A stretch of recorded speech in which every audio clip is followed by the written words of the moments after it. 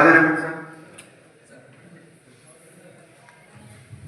Sir ನನ್ನ ಹೆಸರು ಜಗದೀಶ್ ಅಂತ, ಮುಖ್ಯ ಶಿಕ್ಷಕರು ಅಲ್ಲಿ ರಂಗನಾಥಪುರ ಪಂಚಾಯತಿಗೆ ಡೆಪ್ಯುಟೇಷನ್ ನಾನು ಬಂದಿದ್ದೀನಿ ಸರ್. ಹೌದು ಸರ್, ಒಳಗೆ ಸರ್ ಅಂದ್ರೆ ಒಳಗೆ ಇದು ಬೇಸಿಗೆ ಶಿಬಿರ ಅದಕ್ಕೆ ಇರೋದ್ರಿಂದ ಸರ್. ಈ ಬಾರಿ ಎಷ್ಟು ಮಕ್ಕಳಿದ್ರು? ಎಷ್ಟು ಸರ್? ಈ ಸಾರಿ 53.5% ಬಂದಿದೆ ಸರ್, ಕಡಿಮೆ ಪರ್ಸೆಂಟೇಜ್ ಆಗೈತೆ. ಅದರಲ್ಲಿ 2 ಮಕ್ಕಳು ಮೆಂಟಲಿ ರಿಟಾರ್ಡೆಡ್ ಮಕ್ಕಳಿದ್ರು, ಅದಕ್ಕೆ ಡಾಕ್ಟರ್ ಸರ್ಟಿಫೈ ಕೂಡ ಕೊಟ್ಟಿದ್ದಾರೆ ಡಿಸ್ಟ್ರಿಕ್ಟ್ ಸರ್ಜನ್. ಶಾಸಕರದ್ದು ಹೆಸರು ಬೇಡ, ಅಧ್ಯಕ್ಷದ ಹೆಸರು ಬೇಡ, ಎಲ್ಲ ಅವರವರೇ ಮಾಡ್ಕೋಬೇಕು. ಈ ತರ ಸಹಕಾರ ಸಂಘ ಧೈರ್ಯ ಕೂಡ ಬಂದಿಲ್ಲ ಇದಕ್ಕೆ. ಇದ್ರ ಬಗ್ಗೆ ದಯವಿಟ್ಟು ಮೇಡಮ್ ಗಮನ ಹರಿಸಬೇಕು.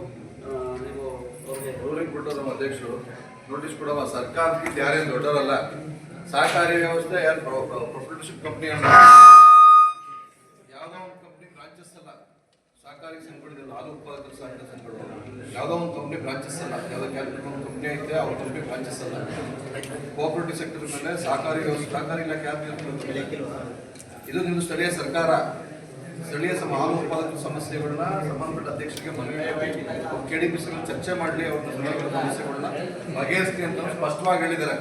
ಮ್ಯಾಂಡೇಟ್ರಿ ಅದು ಹೋಗ್ಲೇಬೇಕು ಅಂತ ಹೇಳಿಲ್ಲ, ಆನ್ಸರ್ ಮಾಡಲೇಬೇಕು ಅಂತ ಹೇಳಿಲ್ಲ. 100 ಇವಾಗ ನಿಮ್ಮ ಪಿ ಡಿ ಹೋಗಿ ನಿಮ್ಗೆ ಅಧ್ಯಕ್ಷರು ರೂಲಿಂಗ್ ಕೊಟ್ಟವ್ರೆ, ನೋಟಿಸ್ ಇಶ್ಯೂ ಮಾಡೋದು. ಯಾರು ದುಡ್ಡಿಗಿಡೋದು ಬೇಡ, ಪಿ ಡಿ ಒಗಳು ನಾನು ಇದ್ದೀನಿ ಅಂತ ಸಂದರ್ಭ ಬಂದರೆ ಯಾರಿಗೂ ಎದುರ್ಕೋಬೇಕಂತ ಅವಶ್ಯಕತೆ ಇಲ್ಲ. ನಿಮ್ಗೆ ಕೊಟ್ಟಿರುವಂಥ ದುಡ್ಡನ್ನ ಸರ್ಕಾರದ ವ್ಯಾಪ್ತಿಯಲ್ಲಿ ಎಕ್ಸಿಕ್ಯೂಟಿವ್ ಮಾಡಬಹುದು.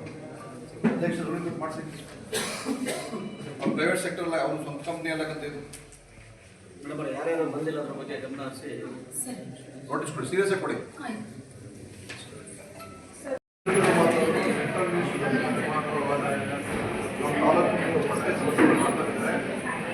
ಒಂದೇ ಸಮಸ್ಯೆ ಒಂದು 3-4 ತಿಂಗಳು ಕಂಪ್ಲೀಟ್ ಆಗ್ತದೆ.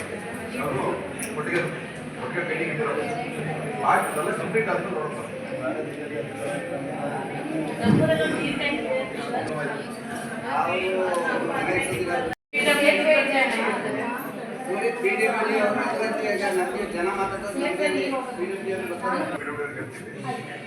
ಅಷ್ಟೊಂದು ಮುಂಭಾಗ ಮಣ್ಣು ಹಾಕ್ಬಿಟ್ರೆ ಸರ್, ಅದ್ರ ಮೇಲೆ ನೀರು ಹೋಗ್ದಂಗೆ ಆ ಸೇತುವೆ ಮುಂಭಾಗಕ್ಕೆ. ಸೀನಿಯರ್ ಸೆಕ್ರೆಟರಿ ಸರಿ ಹೋಗಿದ್ದ ಸರ್, ಸ್ಪಾಟ್ಗೆ ಹೋಗಿ ಅವ್ರಿಗೂ ಲೆಟ್ರ್ ಎಲ್ಲ ಕೊಟ್ಟಿದ್ದು ಸರ್ ಅವ್ರಿಗೂ.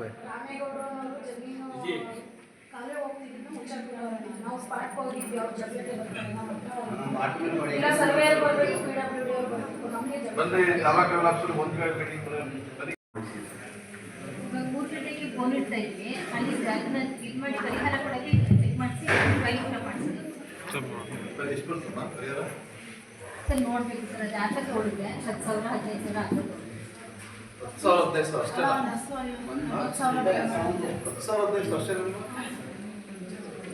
ಆಮೇಲೆ ಮುಂಭಾಗದಲ್ಲಿ ಸ್ವಲ್ಪ ಚಿಟ್ಟೆಗಳು ಅವಳು ಜಾಸ್ತಿ ಆಗಿದೆ ಮೇಡಮ್, ಅದ್ರ ಬಗ್ಗೆ ಗಮನ ಹರಿಸಿ.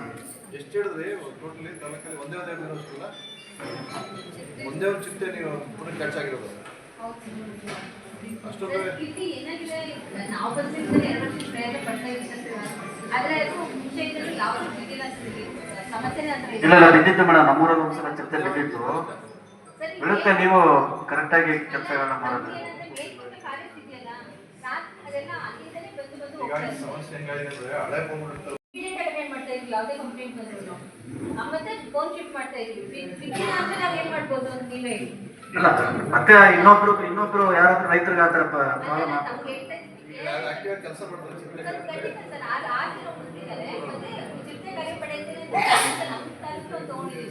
ಅಂದ್ರೆ ಅವ್ರು ಬೇರೆ ಕಡೆ ಸಂಬಳ ಕೊಟ್ಟರೆ ನಾವು ಇಟ್ಕೊಂಡು ಕೆಲಸ ಮಾಡ್ತೇವೆ. ಒಂದು ವರ್ಷದಿಂದ ನಾವು ಕಂಪ್ಲೇಂಟ್ ಬಂದಾಗ ಇಮಿಡಿಯೇಟ್ ಆಗಿ ಅಟೆಂಡ್ ಮಾಡಿ ಜನಗಳಿಗೆ ಅಲ್ಲಿ ಅವ್ರಿಗೆ ಏನು ಸ್ವಲ್ಪ ಅದ್ರ ಬಗ್ಗೆ ಅರಿವು ಮೂಡಿಸಿ ಫೋನ್ ಶಿಫ್ಟ್ ಮಾಡ್ತೀವಿ.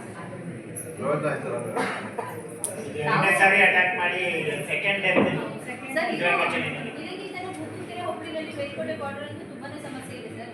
ನಾವು ಎಷ್ಟು ಸಾಧ್ಯ ಆಗ್ತದೆ ನಾವು ನಮ್ಗೆ ಡಿಸಿಎಫ್ ಸರ್ ಮಾತಾಡಿದ್ವಿ ಸರ್. ನಾವು ಐಆರ್ ಆಫೀಸರ್ ನೋಡು ಎಲ್ಲ ಏನಂದ್ರೆ ಚಿರ್ತಿನ ನಾವೇನು ಮಾಡೋಕ್ಕಾಗಲ್ಲ. ಏನಂದ್ರೆ ಅದಾಗಿ ಬಿದ್ದರೆ ಮಾತ್ರ ನಾವೆಲ್ಲ ಶಿಫ್ಟ್ ಮಾಡ್ಬೋದು ಅಷ್ಟೇ.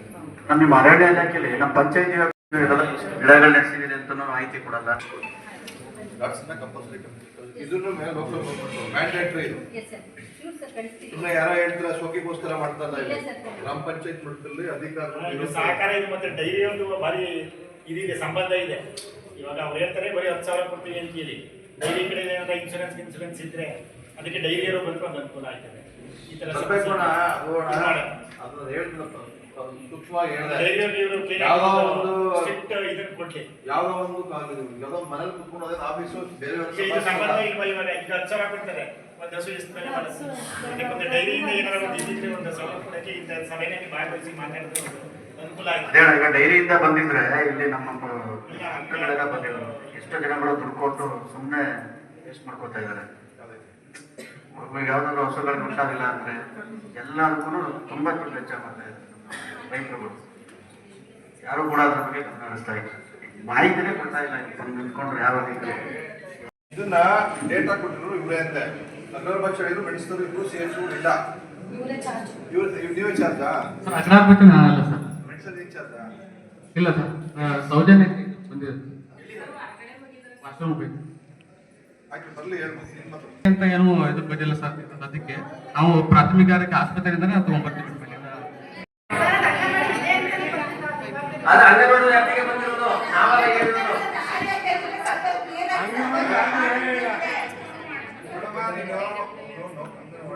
ಅಂಗನವಾಡಿ ಯಾರು ಕೇಳಿದ್ರಿ ಮಾತಾ ಮೇಡಮ್? ಮಾಹಿತಿ ನೀವು ಪಬ್ಲಿಸಿಟಿ ಮಾಡಿ ಅದನ್ನ ಒಂದು ಇನ್ಸೂರೆನ್ಸ್ ಅನ್ನ ಕಟ್ಸೋದಕ್ಕೆ ಜನರನ್ನ ಮೋಟಿವೇಶನ್ ಮಾಡಬೇಕು. ಹೌದು, 20 ರೂಪಾಯಿ ಬಂದಿದೆ ಸರ್. ಅದು ಆ 20 ರೂಪಾಯಿದು ಅದು ಇದೆ. ಪ್ರಧಾನ ಮಂತ್ರಿ ಸಂಧ್ಯಾ ಬಿಮಾ ಯೋಜನೆ ಅಂತ ಸರ್, 18 ವರ್ಷದಿಂದ 70 ವರ್ಷಗಳ ಒಳಗಡೆ ಯಾರಾದ್ರೂ ಮಾಡಿಸ್ಬೋದು. ವಾರ್ಷಿಕ ಪ್ರೀಮಿಯಂ 20 ರೂಪಾಯಿ. ಅಲ್ಲಿ ಅವರು ಆಕ್ಸಿಡೆಂಟ್ ಇಂದ ಮರಣವನ್ನು ಹೊಂದಿದ್ರೆ 2 ಲಕ್ಷ ರೂಪಾಯಿ ಕೊಡ್ತಾರೆ ಸರ್. ಅಂಗವಿಕಲರಾದ್ರೆ 1 ಲಕ್ಷ ಕೊಡ್ತಾರೆ ಸರ್. ಯಾರಾದ್ರೂ ಮಾಡಿಸ್ಬೋದು ಸರ್. ಅದು ಈ ಇಲಾಖೆ ವ್ಯಾಪ್ತಿಗೆ ಕೊಟ್ಟಿದ್ದಾರೆ. ಜೊತೆಗೆ ಪ್ರಧಾನ ಮಂತ್ರಿ ಜೀವನ್ ಜ್ಯೋತಿ ಬಿಮಾ ಯೋಜನೆ ಅಂತಿದೆ. ನೈಸರ್ಗಿಕ ಸಾವಾದ್ರೂ ಸಹ ಅವ್ರಿಗೆ 2 ಲಕ್ಷ ರೂಪಾಯಿ ಕೊಡ್ತದೆ ಸರ್ಕಾರ. ಅರ್ಥ ಆಯ್ತಾ? ಹಾಗಾಗಿ 18ರಿಂದ 50 ವರ್ಷದೊಳಗಿರೋರು ಮಾಡಿಸ್ಬೇಕು ಅಲ್ವಾ? ಅಂತವ್ರಿಗೆ ಸೌಲಭ್ಯ ಹೋದ್ರೆ ಅನುಕೂಲ ಆಗುತ್ತೆ. ಅಂತ ಸ್ಕೀಮ್ಗಳೆಲ್ಲ ಮಾಡಬೇಕು. ಆಯುಷ್ಮಾನ್ ಭಾರತ್ ಅಭಾ ಕಾರ್ಡ್ ಅಂದ್ರೆ ಆಯುಷ್ಮಾನ್ ಭಾರತ್ ಬರ್ತದೆ, ಹೆಲ್ತ್ ಕಾರ್ಡ್ ಬರ್ತದೆ. ನೀವು ಕನ್ಫ್ಯೂಸ್ ಮಾಡ್ತಾ ಇದ್ದೀರಾ ಅಲ್ವಾ? ಅದು ಅಬ್ರಿವೇಷನ್ ಅಷ್ಟೇ ಕೊಟ್ಟಿರೋದು. ಹಾಗಾಗಿ 5 ಲಕ್ಷದವರೆಗೆ ಬೆನಿಫಿಟ್ ಇದೆ. ಒಬ್ರು ಆಪರೇಷನ್ ಮಾಡಿದ್ರು ಸಹ 5 ಲಕ್ಷದ ಬೆನಿಫಿಟ್ ಇದೆ. ಡಿಸ್ಚಾರ್ಜ್ ಆಗಿ ಮನೆಗೆ ಬಂದು 15 ದಿವಸದವರೆಗೆ ಉಚಿತವಾಗಿ ವೈದ್ಯಕೀಯ ಸೌಲಭ್ಯ ಕೊಡಬಹುದು. ಪಂಚಾಯತಿನಲ್ಲಿ ಸೊಸೈಟಿ ಇದೆ, ಬಟ್ ಸೊಸೈಟಿಗೆ 2000 ಹಿಂದೆ ತಗೊಂಡಿದ್ರು ಲೈಸೆನ್ಸ್. ಈಗ ಯಾರು ತಗೊಂಡಿಲ್ಲ. ದಯವಿಟ್ಟು ಯಾರಾದ್ರೂ CEO ಇದ್ರೆ ನಾವು ಅಲ್ಲಿ ಬಿತ್ತನೆ ಬೀಜನೂ ಕೊಡ್ತೀವಿ, ರಸಗೊಬ್ಬರ CEO ಬಂದಿಲ್ಲ ಸರ್. ನಾವು ಅವ್ರಿಗೆ ಲೈಸೆನ್ಸ್ ಮಾಡಿಸ್ಕೊಡ್ತೀವಿ ಸರ್, ಅವ್ರ ಡಾಕ್ಯುಮೆಂಟ್ಸ್. ಬಟ್ ಯಾರು ಕಾಂಟ್ಯಾಕ್ಟ್ ಮಾಡಿಲ್ಲ. ನಾವು ಬಂದು ಕೇಳಿದಾಗ ಇಂಟ್ರೆಸ್ಟ್ ತೋರಿಸಿಲ್ಲ ಸರ್. ಬಿತ್ತನೆ ಬೀಜ ಮತ್ತೆ ರಸಗೊಬ್ಬರ 2 ಕೊಡ್ತೀವಿ.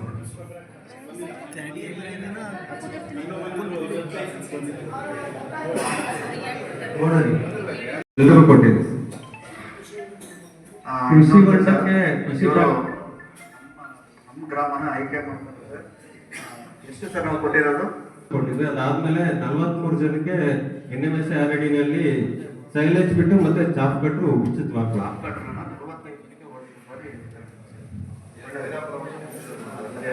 ಅದು ಲಾಸ್ಟ್ ಇಯರ್ ಸರ್. ಅದಕ್ಕಿಂತ ಲಾಸ್ಟ್ 2022-20 ಎಲ್ಲ ಗ್ರಾಮಗಳನ್ನ ಸ್ವಲ್ಪ ಆಯ್ಕೆ ಮಾಡ್ಕೊಂಡು ಆ ಥರ ಮಾಡಿ. ಈ ವರ್ಷನೂ ಬರುತ್ತೆ, ಆಯ್ಕೆ ಮಾಡಿಕೊಡು. ಕೃಷಿ ಹೊಂಡಕ್ಕೆ ಕೃಷಿ ಭಾಗ್ಯ ಯೋಜನೆಯಡಿ RTC, Aadhaar card, bank passbook xerox, ತೋಟಗಾರಿಕೆ ಮತ್ತೆ ವ್ಯಕ್ತಿ ಕರ್ತವ್ಯ ಕೇಂದ್ರದವರನ್ನು ಮಾನ್ಯರೇ, ವಿಷಯ ಕಿಲ್ದಡಿ ಗ್ರಾಮದ ಹಲವು ಬೇಡಿಕೆಗಳನ್ನು ಈಡೇರಿಸುವಂತೆ ಮನವಿ ಪತ್ರ. ಈ ಮೇಲ್ಕಂಡ ವಿಷಯಕ್ಕೆ ಸಂಬಂಧಿಸಿದಂತೆ ಕೇರ್ಪೇಟೆ ತಾಲೂಕಿನ ಅಗ್ರಹಾರದಲ್ಲಿ ಗ್ರಾಮ ಪಂಚಾಯತ್ ವ್ಯಾಪ್ತಿಗೆ ಸೇರಿದ ಕಿಲ್ದಡಿ ಗ್ರಾಮವು ಸುಮಾರು 400 ಮಂದಿ ಜನಸಂಖ್ಯೆಯುಳ್ಳ ಪುಟ್ಟ ಗ್ರಾಮವಾಗಿದೆ. ಸದರಿ ಗ್ರಾಮದಲ್ಲಿ 100 ಮನೆಗಳಿದ್ದು ಹೇಮಾವತಿ ಕಾಲುವೆಯಿಂದ ಕಿಲ್ದಡಿ ಹಳೆ ಗ್ರಾಮವು ಶೀತ ಪ್ರದೇಶವಾಗಿರುತ್ತದೆ. ಹಾಗಾಗಿ ಎಲ್ಲ ಮನೆಗಳಿಗೂ ಹೇಮಾವತಿ ನೀರಾವರಿ ಇಲಾಖೆಯಿಂದ ಶೀತ ಗ್ರಾಮ ಅಂತ ಘೋಷಣೆ ಮಾಡಿ ಸೂಕ್ತ ಆರ್ಥಿಕ ಪರಿಹಾರ ಕೊಡಿಸಬೇಕು ಅಂತ ಕೋರ್ಕೊಳ್ತೇವೆ. ಅದೇ ರೀತಿ ನಮ್ಮ ಶಾಸಕರಿಗೆ ಒಂದು 2 ಮನವಿ ಕೊಡ್ತಾ ಇದ್ದೀನಿ. ಅವರಿಗೆ ಸನ್ಮಾನ್ಯ ಎಚ್ ಟಿ ಮಂಜು ಸರ್ ಅವರು, ಜನಪ್ರಿಯ ಶಾಸಕರು, ಕೃಷ್ಣಾಪುರ ವಿಧಾನಸಭೆ ಇರತಕ್ಕಂಥ ಸುಮಾರು 100 ಎಕರೆ ಗೋಮಾಳ ಇದೆ. ಇದನ್ನ ಬೇರೆ ಬೇರೆ ರೈತರಿಗೆ ಹಿಂದೆ ಅಕ್ರಮವಾಗಿ ಮಂಜೂರು ಮಾಡಲಾಗಿದೆ. ನಮ್ಮ ಗ್ರಾಮದವರಲ್ಲ ಅವರು. ಅದನ್ನ ಆದರೆ ನಮ್ಮ ರೈತರೇ ಪೂರ್ಣ ಮಾಡ್ತಿದ್ದಾರೆ. ಹಾಗಾಗಿ ಆ ಜಮೀನನ್ನ ನಮ್ಮ ಚಿಂದಡಿ ಗ್ರಾಮದ ರೈತರಿಗೆ ಮಂಜೂರು ಮಾಡಿಕೊಡ್ಬೇಕು ಅಂತ ಕೋರ್ತಾ ಇದ್ದಾರೆ. ಬೇಬೇರೂರಿಗೆ, ಕೇರ್ಪೇಟೆಯವರು, ಬೇರೆಯವರಿಗೆ ಮಂಜೂರು ಮಾಡಿ ಅನುಭವ ನಾವಿದ್ದೀವಿ. ಬಟ್ ಸಾಗುವಳಿಕೆ ಅವರೇ ಇದೆ. ಈಗಲ್ಲ ಸರ್, ಹಿಂದೆ ಈ 15-20 ವರ್ಷ ಹಿಂದೆ ಆಗಿದೆ. ಅನಂತರ ಚಿಲ್ದಡಿ ಹೊಸ ಬಡಾವಣೆಗೆ ಇತ್ತೀಚೆಗೆ ಹೊಸ ವಿದ್ಯುತ್ ಕಂಬ ಮತ್ತು ವಿದ್ಯುತ್ ಲೈನನ್ನು ಅಳವಡಿಸಿಕೊಟ್ಟಿದ್ದಾರೆ. ಅದೇ ರೀತಿ ಹಳೆ ನಾವು ಕೂಡ ಹೊಸದಾಗಿ ವಿದ್ಯುತ್ ಕಂಬ ಮತ್ತು ವಿದ್ಯುತ್ ಲೈನನ್ನು ಅಳವಡಿಸಿಕೊಡ್ಬೇಕು ಅಂತ ಕೋರ್ಕೊಳ್ತಾ ಇದ್ದೇವೆ. ಅರುಣಹಳ್ಳಿಯಿಂದ ಚಿಲ್ಲಳಿಗೆ ಬರ್ತಕ್ಕಂಥ ಮುಖ್ಯ ರಸ್ತೆ, ಈ ರಸ್ತೆನ ಪ್ರಧಾನಮಂತ್ರಿ ಗ್ರಾಮ ಸಡಕ್ ಯೋಜನೆಯಲ್ಲಿ ಅರ್ಧ ಮಾಡಿದ್ದಾರೆ. ಅದನ್ನು ಪೂರ್ಣಗೊಳಿಸಬೇಕು ಅಂತ ಕೋರ್ಕೊಳ್ತಾ ಇದ್ದೇನೆ. ಅದೇ ರೀತಿ ನಮ್ಮ ಚಿಲ್ದಳ್ಳಿ ವ್ಯಾಪ್ತಿಗೆ ಸೇರ್ತಕ್ಕಂಥ ಬೈರೂಪಾಳ್ಯ, ಅಲ್ಲಿ ಸುಮಾರು 20 ದಲಿತ ಕುಟುಂಬಗಳು ಅಕ್ಕಿ ಪಿಕ್ಕಿ ಜನಾಂಗ ಮತ್ತು ಬೇರೆ ಬೇರೆ ಜನಾಂಗದ ಹೋಗಿದ್ದಾರೆ. ಅವ್ರಿಗೆ ಸುಮಾರು 35 ವರ್ಷದಿಂದ ವಾಸ ಮಾಡ್ತಾರೆ. ಆದರೆ ಇವ್ರವ್ರಿಗೆ ಹಕ್ಕುಪತ್ರ ಕೊಟ್ಟಿಲ್ಲ. ಅವ್ರು ದಿನ ದುಡ್ಡು ಪಂಚಾಯತಿಗೆ ಬಂದು ಏನಾದ್ರು ಕೊಡ್ತಿ ಹಕ್ಕುಪತ್ರ ಕೊಟ್ಟಿಲ್ಲ, ಈ ಸ್ವಲ್ಪ ಕೊಡ್ತೀವಿ ಅಂತ. ಹಂಗೆ ಅದು ಮಾಡ್ಕೊಡ್ಬೇಕು ಅಂತ ಕೊಡ್ಕೊಳ್ತೇವೆ.